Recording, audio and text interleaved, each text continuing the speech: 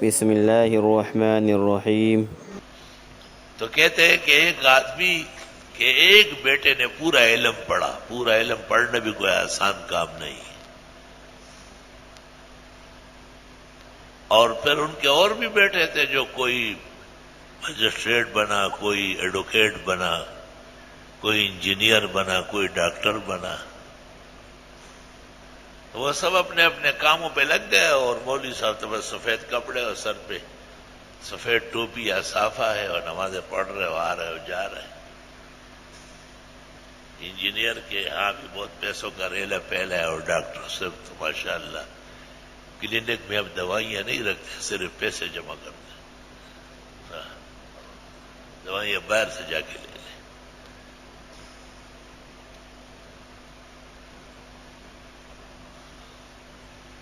اللہ اکبر۔ اور یہ مولوی صاحب جو تھے، یہ غریب بس ادھر دیکھے ادھر دیکھے، افسوس کرے۔ تو والد جو ان کے، میں یہ کہتا تھا کہ والدین بڑے مضبوط ایمان کے ہوتے تھے پہلے،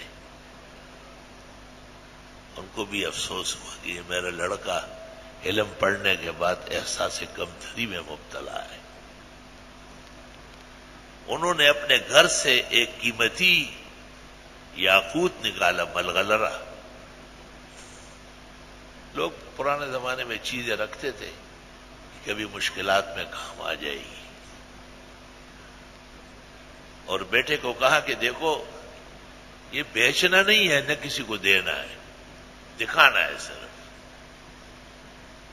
تو ایک سبزی فروش کی دکان تھی، کہا اس کو دکھاؤ اس کو دکھاؤ، اس نے کہا خوبصورت ہے، بہت اچھا پتھر ہے، بھنڈی لے لو، تورئی، ٹماٹر جو چاہیے لے جاؤ، پتھر کی ضرورت مجھے نہیں ہے۔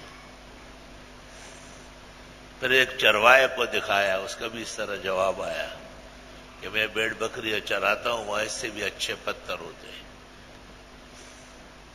پھر ایک بزاز سب کپڑا فروش سے بات چیت کی، جہاں بھی باتیں کی ان لوگوں نے بے قدری سے جواب دیا۔ یہ واپس آیا اور باپ کو بتایا کہ اپنے پاس رکھو، گھبراؤ نہیں۔ اس کے بعد انہوں نے ایک جوہری اور اس ملک کا مشہور صرافی جو لال و جواہر کا کاروبار کرتا تھا، اس کا نام بتایا کہ اس کے پاس جاؤ، یاد رکھنا نہ بیچنا ہے تم نے، نہ دینا ہے۔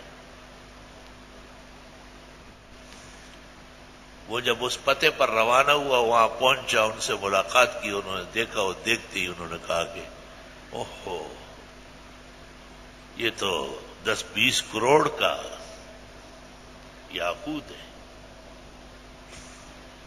اور ہماری یہ دکانیں اور امریکہ کی دکانیں اور فلاں کی دکانیں، یہ سب آپ کو دے دیں گے ہم۔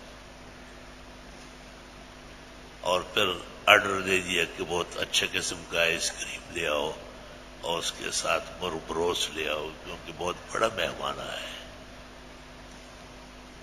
اب اس غریب کی جان نہیں چھوٹ رہی۔ آخر میں ان کو کہا کہ اس وقت نہ میں یہ دے سکتا ہوں نہ چھوڑ سکتا ہوں، میں گھر میں پوچھ کے آؤں گا۔ انہوں نے کہا ہم اپنی گاڑی میں، کہا نہیں۔ جب واپس آیا اور لمبا چوڑا قصہ سنایا، تو باپ نے اس کو کہا پتھر وہی ہے جس کو چروائے نے پٹخ دیا، سبزی والے نے پسند نہیں کیا، کپڑا فروش نے اس کو ٹکرایا، یا دوسرا پتھر ہے؟ اس نے کہا وہی ہے۔ کہ دیکھو یہ اس کی اصل جگہ ہے، علم جب اصل مقام پر آ جاتا ہے تو عزت ہی عزت ہے، پھر سارا جہان اس کے سامنے صفر ہے۔ قدر زر زر گر شناسد، قدر جوہر جوہری، اور قدر گل بل بل شناسد، قدر دل دل رالی۔ میں نے کتابوں میں دیکھا کہ ایک عالم کے اکرام کو اللہ تعالیٰ کی نظر میں انبیاء کے اکرام کی طرح دیکھا جاتا ہے، اور ان کی توہین اور بے ادبی سے ایمان سلب ہونے کا اندیشہ ہے۔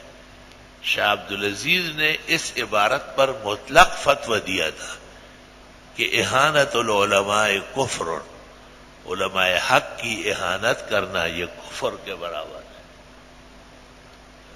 اور مولانا اشرف علی نے بھی امداد الفتاوی جلد 4 میں شاہ عبدالعزیز پر اعتماد کر کے اس عبارت پر تحریر فرمائی.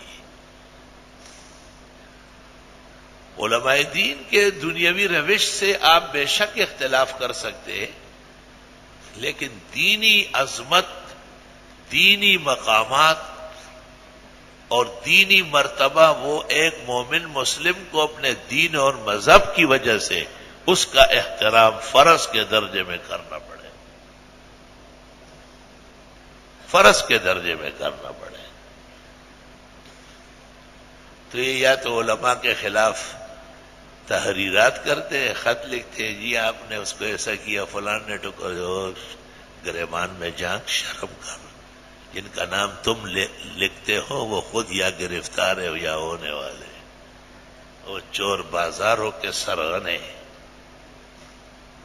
الحمدللہ علماء دین پر کوئی ایسا عیب نہیں ہوتا، کوئی چوری چکوری کا الزام نہیں ہوتا. ان کا تو خنجر چلے کسی پہ تڑپتے ہیں ہم امیر، سارے جہاں کا درد ہمارے جگر میں ہے. السلام علیکم ورحمۃ اللہ وبرکاتہ.